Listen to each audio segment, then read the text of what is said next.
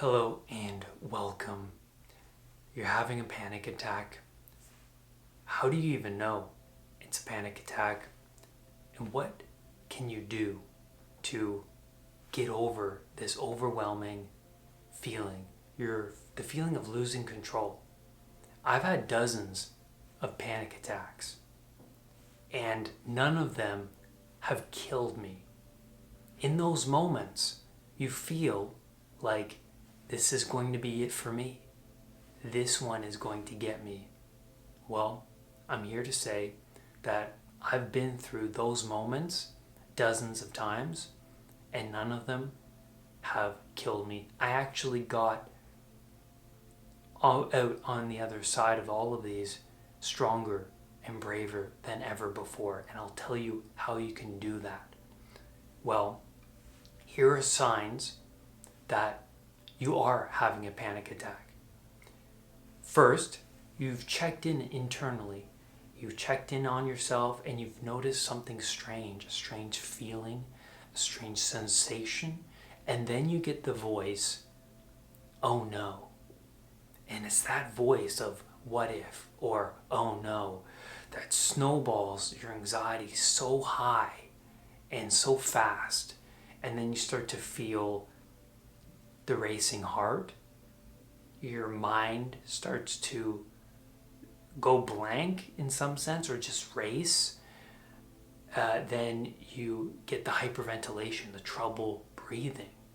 Can't get enough oxygen in your lungs. And then you feel lightheaded, dizzy, a strong desire to flee, a strong desire to call 911, call a family member. Your body feels unbelievably tense. The shallow depth of field, the feeling out of control, feeling automated, slurred speech, you can't control what you're saying, or you feel like what you're saying is not even you. You're sweating, an overwhelming sense of fear, dread, nausea. These are signs that you're having a panic attack. If you have 3 or more of these, that's your best bet, is to say, hey, I am feeling overwhelmed and anxious, and it's not a great place to be, right? The feeling of losing control. Because here's the thing. The reason why you feel out of control is that there's this part of the brain called the amygdala that takes over.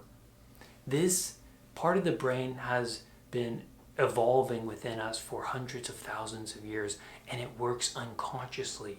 It works unconsciously because it needs to keep us safe in times of fear, right? It's really important. And so whenever we come into contact with something that might eat us, that might end our line of being, right? It needs to come in quickly so that we can respond. And when we respond neither fleeing, we run out of there, we fight it, right? So that we can survive, and we freeze so that maybe the thing won't see us, right? And so when this happens, an excess of adrenaline, an excess of cortisol shoots in throughout our whole body. It makes all of these sensations pop up, the ones I just listed before, and it's overwhelming. But it's natural. It's a natural bodily response. It's been working for us for a long damn time. Now, this amygdala, it works by association. So anything linked, so a person, place, or thing, to a negative emotion will get triggered, and it can get triggered unconsciously. So for example, you come into a contact with a smell and it reminds you of a certain place from your childhood that caused you some negative emotion, and that can trigger your anxiety. Coming into contact with a place that is similar to a place you've had a panic attack before can trigger your anxiety. And it happens unconsciously. And a lot of people come to me and they say, Brad, I just don't know what happened. I was just in this environment and I just, bam, I had a panic attack. And sometimes it's a symptom. Getting the rapid heart beating can immediately send someone into a panic episode because the heart beating is associated with fear, right? Because they've reacted to that heartbeat before in a negative way. So the amygdala works by association. It's a tricky thing, but it's part of our human physiology. And it's important that you know what that is so that you can start to work with this system to desensitize yourself from this anxiety. Now, when you're in that panic, if you're in that panic right now, remember that there's underlying fears happening here. The fear of losing control, the fear of being trapped somewhere and not having people around you to keep you safe, or medical people to help you, and then making a fool out of yourself in those situations because you're acting strangely, because you might die and you're going to make a fool out of yourself in front of all these people while you die, right? And those are overwhelming. But just remember that it's common. Now, how do you handle this panic? Use the acronym S.T.A.Y. S.T.A.Y. The S stands for spot. Notice that this is anxiety. This is panic. I'm feeling anxious right now. I'm feeling out of control right now. Spot it, and then the T stands for think. If it's going to kill me, let it kill me. Short utterances, because since the amygdala took over, it's hard to think your way out of panic, but you can use short utterances from your prefrontal cortex to calm down your ancient amygdala. And that's so interesting because this prefrontal cortex, it's linked to the amygdala. You can think your way to a panic attack. And so, if you use this thinking brain and say, if this kills me, let it kill me. This is a challenge. This is an opportunity. You're speaking to the amygdala. You're changing your perspective. You're not giving the anxiety fuel, but you're slowing down its momentum. You're surrendering to the fact that, hey, this thing is taking control. Let's ease off the gas pedal and let the anxiety do its thing. And I know it'll lessen the more I let it do its thing. So if it's going to kill me, let it kill me. Hey, this is an opportunity to prove to myself that I am braver than I once was, that I have the courage to face pain, suffering, dread, fear. The A stands for air. Remember the hyperventilation? Breathe in for 2 seconds through the nose, hold for 2, and breathe out for 3. Breathe in for 2, belly rise, hold for 2, and breathe out for 3. Breathe in, hold for 2, and exhale for 3. You're using your physiology to calm down the amygdala. You're activating this rest and digest system, which counteracts the effects of the amygdala, your stress system. So get that air in and use it as a tool to calm that stress and anxiety down.